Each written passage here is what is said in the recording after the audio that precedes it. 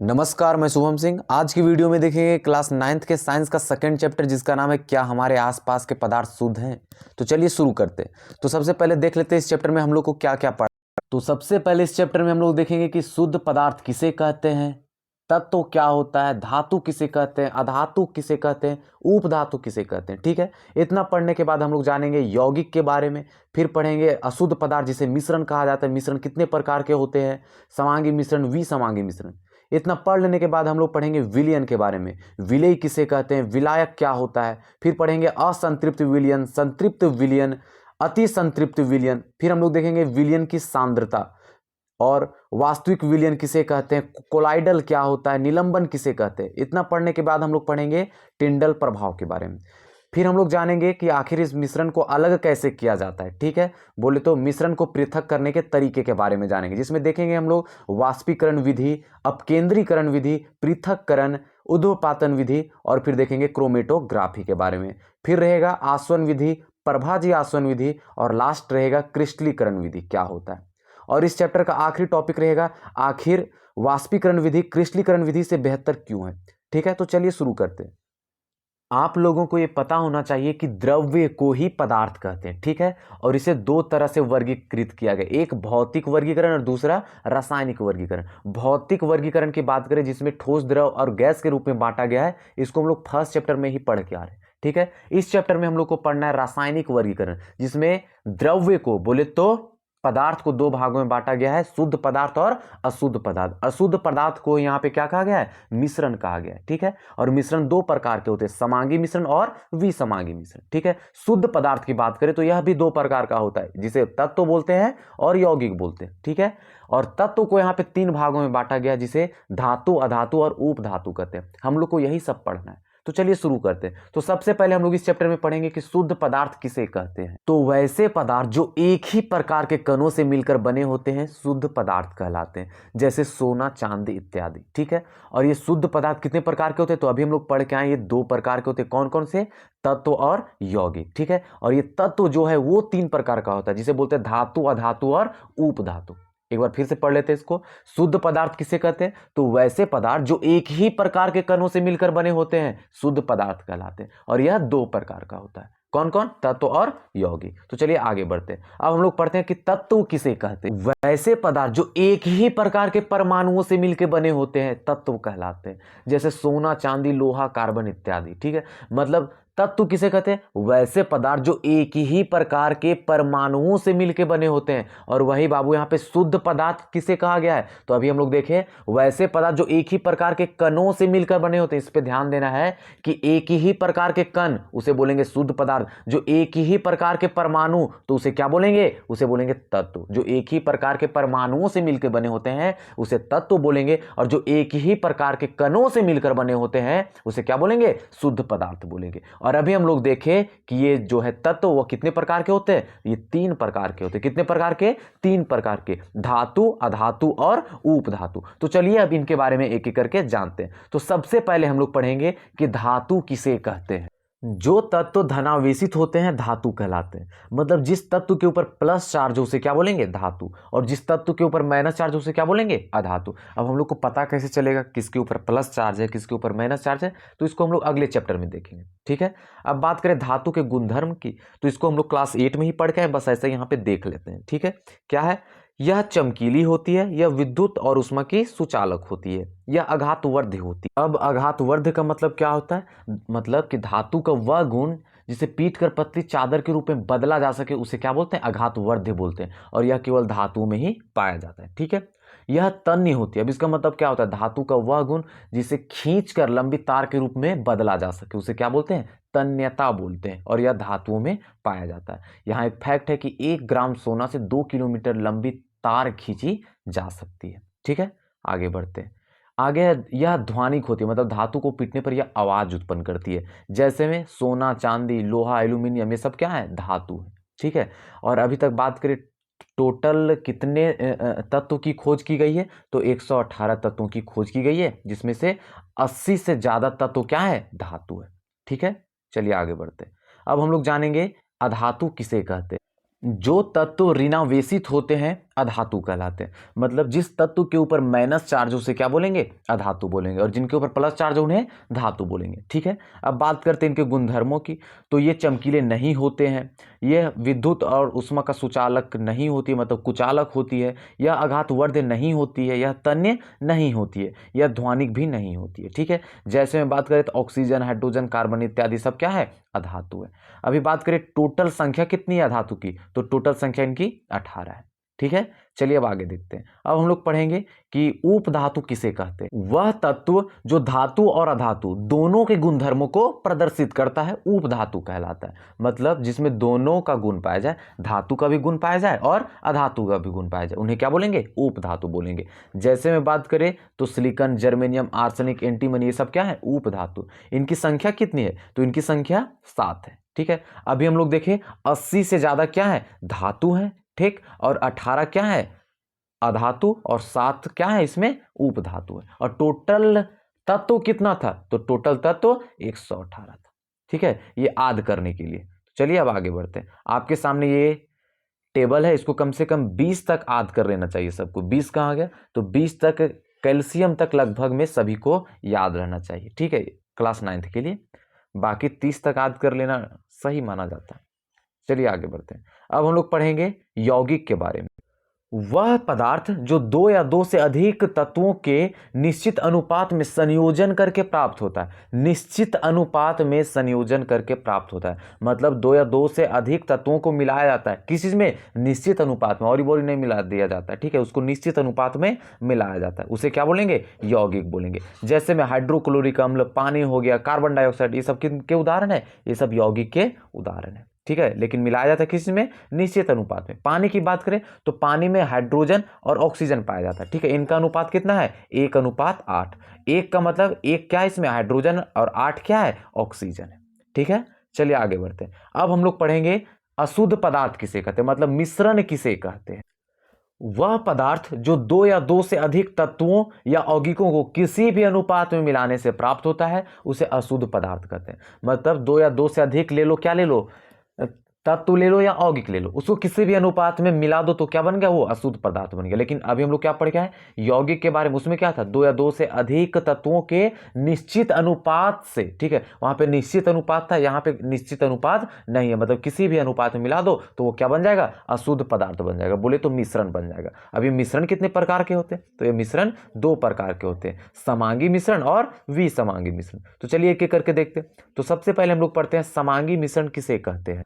वैसे मिश्रण जिसमें पदार्थ पूर्ण रूप से मिश्रित होते हैं समांगी मिश्रण कहलाते हैं। जैसे में बात करें तो पानी में नमक, पानी में चीनी और दूध में पानी। अब इसमें पता थोड़ी चलता है कि दूध में कितना पानी मिला है या कहाँ पानी है, ये साइड में पानी रखा, वो साइड में, ये तो पूरा का पूरा मिल जाता है। जब पूरा का पूरा घुल जाए तो उसे क्या बोलेंगे, समांगी मिश्रण, और जो पूरा का पूरा न घुले उसे विसमांगी मिश्रण। ठीक है, आगे विसमांगी मिश्रण किसे कहते हैं, तो वैसे मिश्रण जिसमें पदार्थ पूर्ण रूप से मिश्रित नहीं होते विसमांगी मिश्रण कहलाते हैं। जैसे पानी में तेल, पानी में बालू, पानी में कीचड़, ये पूर्ण रूप से घुले नहीं होते, ये हम लोग को दिखाई देता है। ठीक है, इसे क्या बोलेंगे, विसमांगी मिश्रण। जब पूरा का पूरा घुल जाए तो उसे बोलेंगे समांगी मिश्रण, और जब नहीं घुल पाए तो उसे बोलेंगे विसमांगी मिश्रण। ठीक है, तो चलिए आगे बढ़ते हैं। अब हम लोग पढ़ेंगे कि विलयन किसे कहते हैं।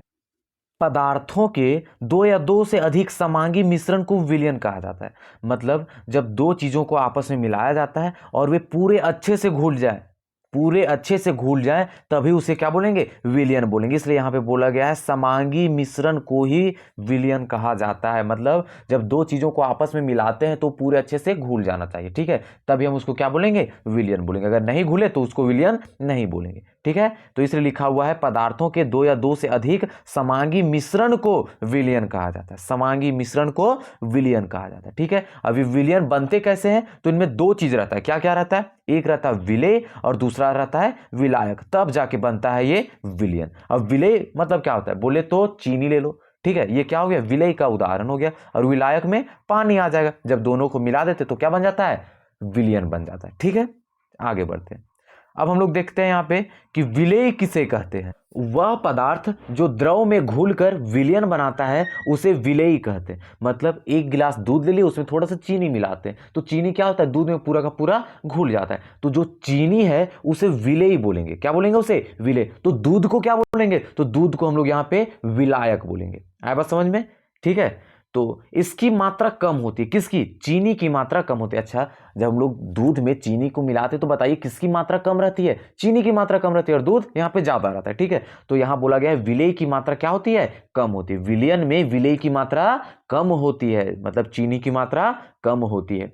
यह विलायक में घुल जाती है, मतलब चीनी क्या हो गया? दूध में घुल गया। यही वहां पे बोल रहा है, यह विलायक में घुल जाती है। ठीक है, जैसे में इसका उदाहरण क्या हो जाएगा विलेय का? तो चीनी, नमक, ये सब क्या है? विलेय के उदाहरण है। ठीक है, अब हम लोग पढ़ेंगे विलायक के बारे में।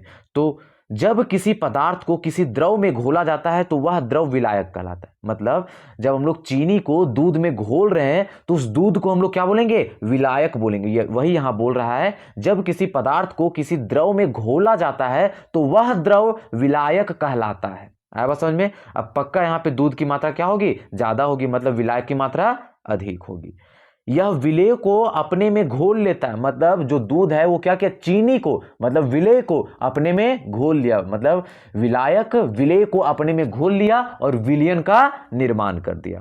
आया बात समझ में? जैसे कि पानी, दूध, ये सब क्या हो जाएंगे? विलायक के उदाहरण हो जाएंगे। आया बात समझ में? विलेय जो घुलता है, जिसकी मात्रा कम हो, और विलायक जो अपने में घुला लेता है। आओ मेरे में घुल जाओ, दूध बोल रहा है आओ चीनी को, तुम आओ मेरे में घुल जाओ। ठीक है, तो दूध क्या हो जाएगा? पानी क्या हो जाएगा? यहाँ पे विलायक हो जाएगा। जिसकी मात्रा अधिक हो उसे विलायक बोलेंगे और जिसकी मात्रा कम हो उसे विलेय बोलेंगे। आया बात समझ में? चलिए अब आगे बढ़ते हैं। अगला टॉपिक है विलयन में मौजूद विलेय पदार्थ की मात्रा के आधार पर विलयन के प्रकार। मतलब एक गिलास दूध में कितना चीनी डाले हैं, 1 चम्मच चीनी डाले हैं या 2 चम्मच या 3 चम्मच, इसी के आधार पर विलयन के कितने प्रकार हैं यहाँ पे। ठीक है, तो विलयन के 3 प्रकार होते हैं। कितने प्रकार? 3 प्रकार। कौन कौन से? संतृप्त विलयन, असंतृप्त विलयन और अति संतृप्त विलयन। तो चलिए एक एक करके सबसे पहले समझते हैं। तो सबसे पहले हम लोग पढ़ेंगे असंतृप्त विलयन किसे कहते हैं। तो यहां पे लिखा हुआ है किसी निश्चित ताप पर बना एक ऐसा विलयन जिसमें विलेय पदार्थ की और अधिक मात्रा घुलाई जा सकती है, असंतृप्त विलयन कहलाता है। मतलब किसी निश्चित ताप पर बना एक ऐसा विलयन जिसमें विलेय पदार्थ की और अधिक मात्रा घुलाई जा सकती है, असंतृप्त विलयन कहलाती है। यहां कहने का यही मतलब है कि एक गिलास दूध में हम 1 चम्मच क्या डालें? चीनी डालें। उसमें अभी और जगह है, अभी उसमें और चीनी डाला जा सकता है, और चीनी हम उसमें घोल सकते हैं। ठीक है, इसी को क्या बोलेंगे? असंतृप्त विलयन। मतलब जितना डालने उसमें अभी और ज्यादा डाल सकते हैं, अभी जगह खाली है, तो उसे क्या बोलेंगे? असंतृप्त विलयन। ठीक है, आगे लिखा हुआ है संतृप्त विलयन किसी निश्चित ताप पर बना एक ऐसा विलयन जिसमें विलेय पदार्थ की अधिकतम मात्रा घुली हुई है, संतृप्त विलयन कहलाता है। मतलब एक गिलास दूध में 3 चम्मच डाल दे यहाँ पे चीनी। ठीक है, बस इससे ज्यादा अब वो नहीं घोल सकता। अगर हम डालेंगे भी तो नीचे बैठ जाएगा चीनी, तो हम इसी को क्या बोलेंगे? संतृप्त विलयन। ठीक है, मतलब किसी निश्चित ताप पर बना एक ऐसा विलयन जिसमें विलेय पदार्थ की अधिकतम मात्रा घुली हुई है, संतृप्त विलयन कहलाती है। मतलब जितना जगह था उतना वो क्या लिया है? भर लिया। ठीक है, मतलब जगह उसके अंदर नहीं है खाली। ठीक, अब हम लोग देखते हैं अति संतृप्त विलयन किसे कहते हैं। तो यहां लिखा हुआ है किसी निश्चित ताप पर बना एक ऐसा विलयन जिसमें विलेय पदार्थ की मात्रा आवश्यकता से अधिक घुली हुई है, असंतृप्त विलयन कहलाती है। मतलब यहां कहने का मतलब है कि जितना दूध में चीनी डालना नहीं चाहिए था उससे भी ज्यादा हम लोग डाल के बैठे हुए हैं, तो हम उसे क्या बोलेंगे? अति संतृप्त विलयन। क्या बोलेंगे? अति संतृप्त विलयन। मतलब एक बार हम लोग फिर से समझ जाते हैं। सबसे पहले देखते हैं संतृप्त विलयन किसे कहते हैं। ठीक है, संतृप्त विलयन किसे कहते हैं? एक गिलास दूध में 2 चम्मच क्षमता है उसमें चीनी जाने का, तो हम लोग 2 चम्मच क्या किए? उसमें घोल दिए, बस। अब उससे ज्यादा उसको पावर नहीं है घोलने का। ठीक है, तो उसे क्या बोलेंगे? संतृप्त विलयन। जितना पावर था उतना हम घोल दिए, उसे बोलेंगे संतृप्त विलयन। अब पता चल रहा है एक गिलास दूध में 2 चम्मच है, उसको रखने का पावर है 2 चम्मच, लेकिन हम घोल कितना रहे? 1 चम्मच। अभी भी जगह खाली है, हम उसमें और डाल सकते हैं, और डाल सकते हैं, मतलब जगह खाली है, तो उसको क्या बोलेंगे? असंतृप्त विलयन। मतलब अभी और उसमें घोली जा सकती है, तो उसे बोलेंगे असंतृप्त विलयन। अब पता चला एक गिलास दूध में उसका पावर है 2 चम्मच डालने का, अब उसमें हम 3 चम्मच डाल के बैठे हैं, ठीक है, 3 चम्मच अभी हम डाल दिए, 2 चम्मच तो घुल गया, 1 चम्मच जो है क्या है, दूध के नीचे जाके बैठ गया है, मतलब घुल नहीं रहा है। ठीक है, तो उसे क्या बोलेंगे, अति संतृप्त विलयन, मतलब आवश्यकता से अधिक डाल दिए हैं तो उसे अति संतृप्त विलयन। आया बात समझ में, मतलब जितना पावर है उतना मिला दिए, संतृप्त विलयन, जितना पावर है उससे कम मिलाए तो असंतृप्त विलयन, अब जितना पावर है उससे ज्यादा मिला दिए, बहुत ज्यादा मिला दिए, तब उसे क्या बोलेंगे, अति संतृप्त विलयन। आया बात समझ में। चलिए अब आगे बढ़ते हैं। अब हम लोग पढ़ेंगे विलयन की सांद्रता। विलयन की सांद्रता का मतलब क्या होता है, किसी विलयन में इकाई आयतन में उपस्थित विलेय की मात्रा को विलयन की सांद्रता कहते हैं। मतलब एक गिलास दूध में जिसमें चीनी घोला हुआ है, ठीक है, एक गिलास दूध जिसमें चीनी क्या है, घुला हुआ है, उसके एक आयतन में कितना चीनी घुला हुआ है उसी को हम लोग क्या बोलेंगे, विलयन की सांद्रता।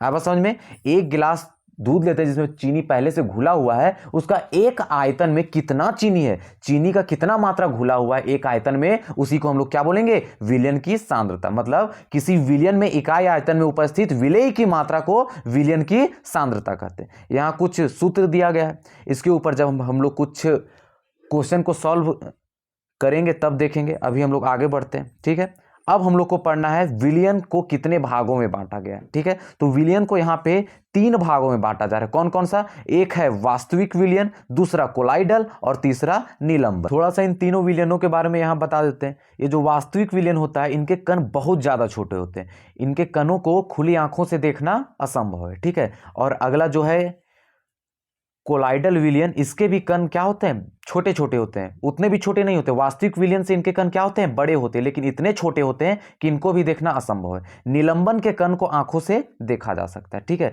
तो चलिए इनके बारे में अच्छे से पढ़ लेते हैं हम लोग एक एक करके। तो सबसे पहले बात करते हैं वास्तविक विलयन की। इसके उदाहरण की बात करें तो एक गिलास पानी में जब हम लोग चीनी को अच्छे से घोल देते हैं तो वह वास्तविक विलयन बन जाता है। ठीक है, तो इसके विलय के कण बहुत छोटे होते हैं, मतलब जब हम लोग पानी में चीनी को घोल देते हैं अच्छे से तो वह कण हम लोग को दिखाई नहीं देता, वह इतना ज़्यादा छोटा होता है। उनके साइज की बारे में बात करें तो इनके कणों का आकार 10⁻⁻9 मीटर होता है। कितना, 10⁻�9 मीटर। ठीक है, इन्हें नंगी आंखों से नहीं देख सकते, इनके कण को नंगी आंखों से नहीं देख सकते। इन्हें छानन विधि द्वारा भी अलग नहीं किया जा सकता। अब मान लीजिए जब हम इसमें पानी में चीनी को अच्छे से घोल दे तो हम इसको छान के कभी भी अलग नहीं कर सकते। वही लिखा हुआ है यहाँ कि इसे छानन विधि द्वारा अलग नहीं कर सकते हैं। ठीक है, यह पारदर्शी होता है, मतलब यह एक पार से दूसरे पार दिखाई देता है। इस विलयन में एक पार से दूसरे पार हम लोग देख सकते हैं।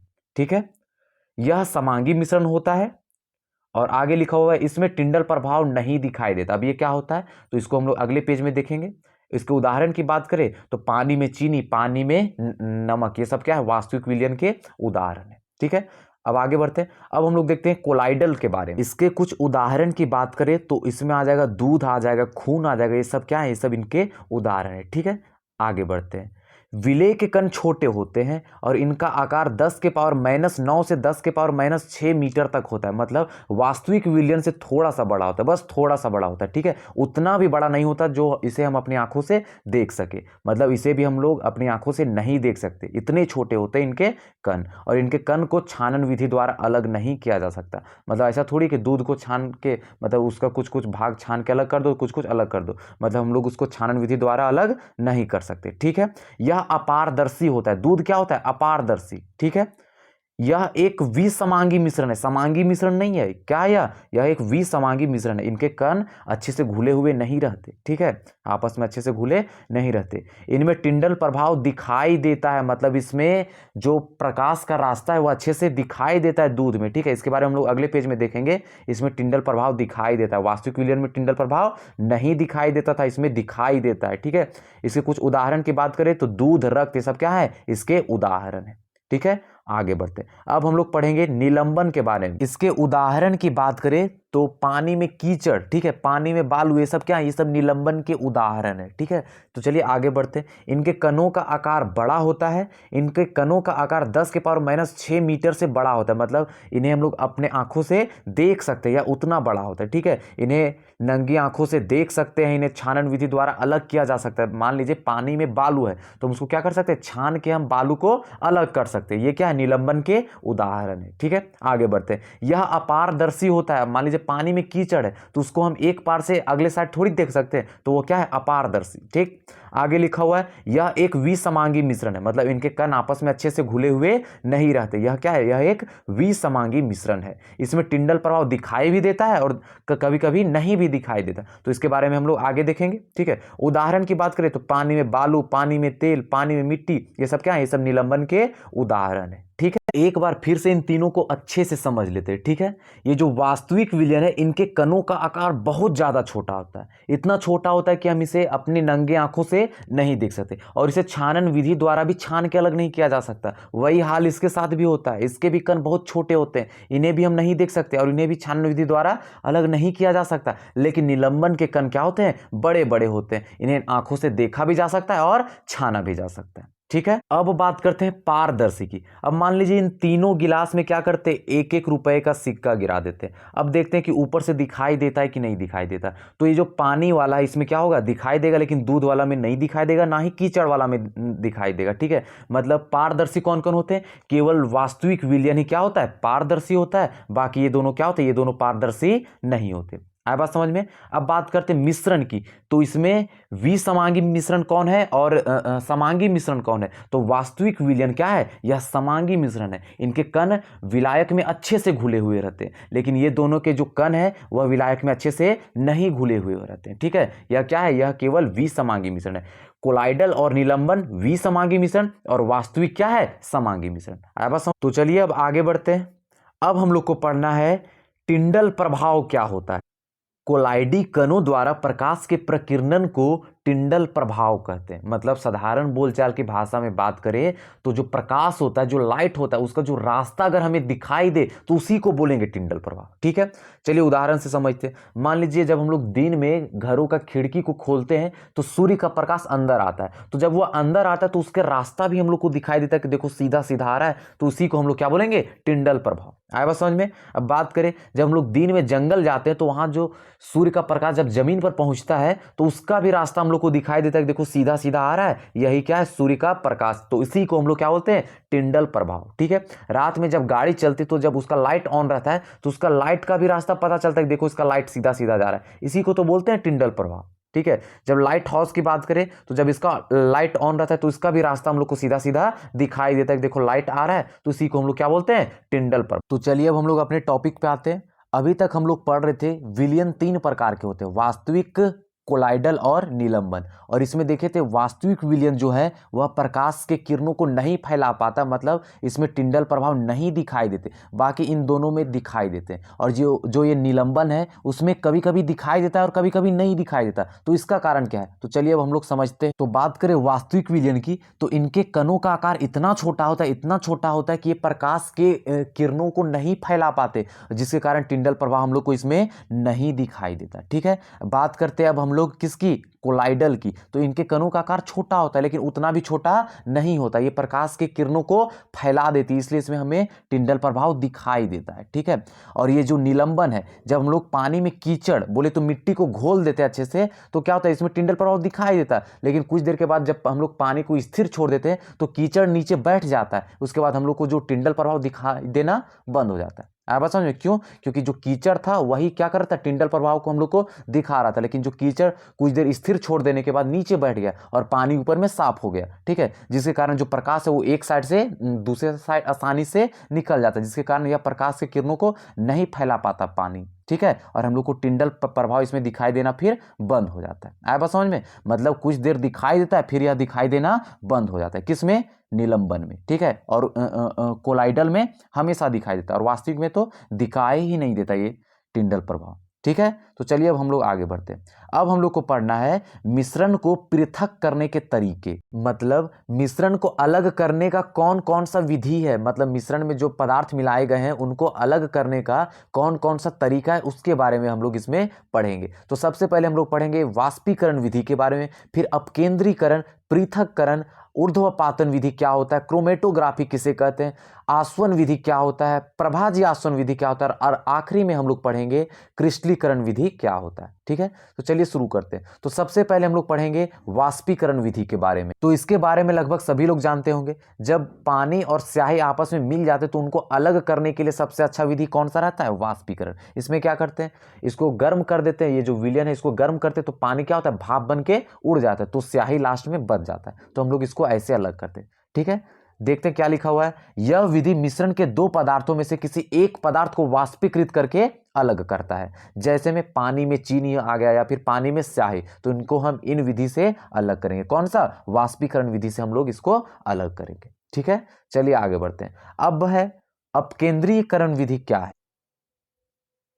इस विधि में विलयन को तेजी से घुमाया जाता है जिससे भारी कण नीचे और हल्के कण ऊपर चले जाते हैं। इस वीडियो में आप देख के समझ सकते हैं। तो सबसे पहले हम लोग क्या करते हैं, एक परख नली में विलयन को डालते हैं और उसको तेजी से घुमाते हैं, जिससे क्या होता है, हल्के कण ऊपर चले जाते हैं और भारी कण नीचे बैठ जाते हैं। ठीक है, इसमें उदाहरण की बात करें तो दूध से क्रीम को निकालना, क्रीम से मक्खन को निकालना, ठीक है, रक्त और शराब की जांच करना, उसमें इस विधि का प्रयोग किया जाता है। आया बात समझ में। चलिए अब आगे बढ़ते हैं।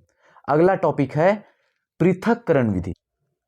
इस विधि से दो अघुलनशील पदार्थों के मिश्रण को अलग किया जाता है। जैसे पानी और तेल, ये दोनों कभी भी आपस में नहीं घुलते, ये दोनों क्या है, अघुलनशील है। और पानी की बात करें तो यह भारी होता है, तेल की अपेक्षा क्या होता है, यह भारी होता है, और तेल हल्का होता है। जब इसको इस ट्यूब में डाला जाता है तो पानी भारी होने के कारण नीचे बैठ जाता है और तेल इसके ऊपर चला जाता है। ठीक है, अब इसको अलग कैसे किया जा सकता है, तो इस वीडियो को आप देख के अच्छे से समझ सकते हैं। क्या किया जाता है, इस नीब को यहाँ से हटा दिया जाता है, इस नीब को यहाँ से खींच लिया जाता है, और जैसे पानी पूरा का पूरा पानी यहाँ से पूरा का पूरा पानी नीचे गिर जाए, जैसे गिरे तैसे इस नीब को क्या कर दिया जाता है, यहाँ पे लगा दिया जाता है, जिससे तेल ऊपर ही रह जाता है और पानी नीचे निकल जाता है। आया बात समझ में। ऐसे इससे हम क्या कर सकते हैं, पानी को तेल से अलग कर सकते हैं, और इसे क्या कहते हैं, पृथक्करण विधि। ठीक है, आगे बढ़ते हैं। अगला टॉपिक है ऊर्ध्वपातन विधि। इस विधि द्वारा दो पदार्थों में से एक पदार्थ ऊर्ध्वपातित हो जाता है और दूसरा वैसे ही रह जाता है। उदाहरण की बात करें तो अमोनियम क्लोराइड और नमक का मिश्रण, जब हम लोग इसको थोड़ा सा गर्म करते हैं तो अमोनियम क्लोराइड क्या है, यह एक ऊर्ध्वपातित पदार्थ है। ठीक है, इसको गर्म करने के बाद यह ठोस से गैस में बदल जाता है, और गैस हल्का होने के कारण यह ऊपर जाता है और ऊपर जाके यहाँ पे चिपक जाता है। ऊपर तापमान में कमी आने के कारण वह वहां जाके ठोस बन जाता है। क्या बन जाता है, ठोस, जिससे क्या होता है, अमोनियम क्लोराइड ऊपर और जो ये नीचे क्या बच गया, नमक बच गया। ऐसे हम लोग क्या कर सकते हैं, ऊर्ध्वपातन विधि का प्रयोग करके अमोनियम क्लोराइड और नमक को अलग कर सकते हैं। हम लोग इस वीडियो में देख सकते हैं, इनके मिश्रणों को गर्म करने पर अमोनियम क्लोराइड ऊपर जाके क्या हो रहा है, जम जा रहा है और नीचे नमक बच जा रहा है। ठीक है, आगे बढ़ते हैं। अगला टॉपिक है क्रोमेटोग्राफी। इस विधि द्वारा मिश्रण के रंग को अलग कर सकते हैं। उदाहरण की बात करें तो स्याही, स्याही केवल एक रंग से नहीं बना है, इसमें कई रंग मिले हुए हैं, तो उनको अलग करने के लिए सबसे अच्छा विधि कौन सा है, क्रोमेटोग्राफी। इस विधि द्वारा स्याही के विभिन्न रंगों को अलग कर सकते हैं, आप इस वीडियो में देख सकते हैं। ठीक है, इसके उपयोग की बात करें तो इसका उपयोग कहाँ कहाँ किया जाता है, तो इसका उपयोग रंग को अलग करने के लिए किया जाता है, क्लोरोफिल से पिगमेंट को अलग करने के लिए किया जाता है। ठीक है, और आगे है खून से ड्रग्स को अलग करने के लिए इस विधि का प्रयोग किया जाता है। अब इस विधि काम कैसे करता है, ये विधि आप इस वीडियो में देख के अच्छे से समझ सकते हैं। ठीक है, तो चलिए अब आगे बढ़ते हैं। अगला टॉपिक है आसवन विधि। इस विधि द्वारा दो घुलनशील पदार्थों को अलग किया जा सकता है जिसका क्वाथनांक भिन्न भिन्न हो, जैसे कि पानी और एसीटोन। एसीटोन का क्वाथनांक बहुत ही ज़्यादा कम होता है, इसको थोड़ा सा गर्म कर देने पर क्या हो जाता है, ये वाष्प में बदल जाता है, और इसी का हम लोग इसमें फ़ायदा उठा लेते हैं। क्या करते हैं, ये जो मिश्रण है इसको थोड़ा सा गर्म कर देते हैं, ठीक है, जिसके कारण एसीटोन तुरंत वाष्प बनता है और उड़ जाता है। उड़ जाने के बाद ये इस पाइप के माध्यम से होते हुए यहाँ आता है, और इस पाइप में ठंडे पानी का प्रवाह होते रहता है। इसमें क्या होता है, ठंडे पानी का प्रवाह होते रहता है, जिसके कारण से ये जो वाष्प यहाँ आने के बाद ठंडा हो जाता है और फिर से एसीटोन में बदल जाता है, और हम लोग क्या करते हैं, एसीटोन को फिर से हम लोग प्राप्त कर लेते हैं। आया बात समझ में। आसवन विधि का प्रयोग करके ऐसा किया जाता है। क्या होता है इसमें दो घुलनशील पदार्थ होते हैं लेकिन क्वाथनांक उनका भिन्न भिन्न होता है, तब हम लोग इसमें आसवन विधि का प्रयोग करते हैं। आया बात समझ में। चलिए अब आगे बढ़ते हैं। अगला टॉपिक है प्रभाजी आसवन विधि।